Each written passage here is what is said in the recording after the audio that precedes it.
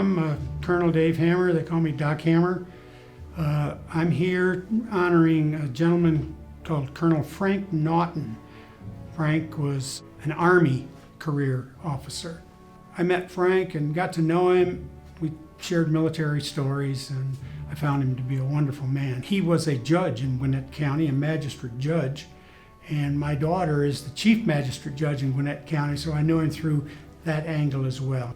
Frank was born in like 1918, grew up, was an amateur boxer, went up through the Depression, as so many of those guys did. But just before the war, he did get his college education before the war. Frank, the early parts of the war, joined the Army, just as a million of those great generation Americans did, and ultimately went to OCS, became an officer in the Army, went to jump school, Fort Benning, right here in Georgia, and he became a member of the 507th Parachute Infantry Regiment and went to England and ultimately jumped into France on D-Day. Frank and his unit, very interestingly, if you ever saw the movie The Longest Day, he was kind of in the group like John Wayne represented. They jumped about 30 kilometers off the drop zone into a marsh.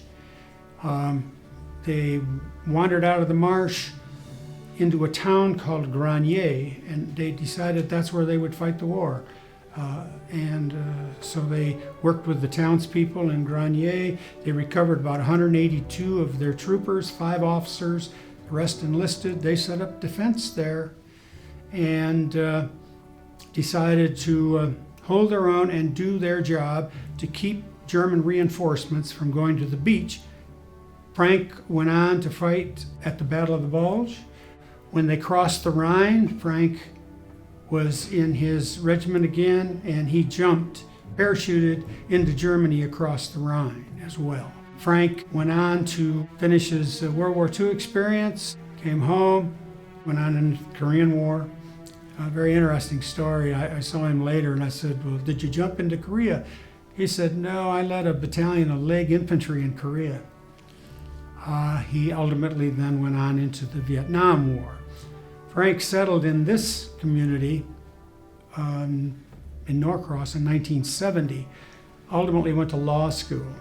While he was here, though, he kept running back and forth to the town of Grenier, France, because it was his intention to recognize those people that helped those American forces, because when the SS took that town, they killed a fair share of the townspeople.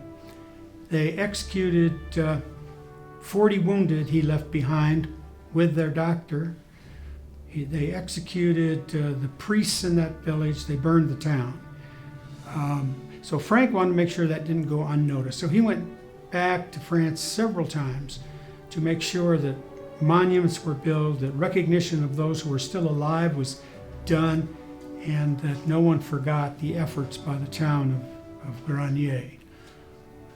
Frank ultimately left this area and went to live with his son in California, where he died April of 2015.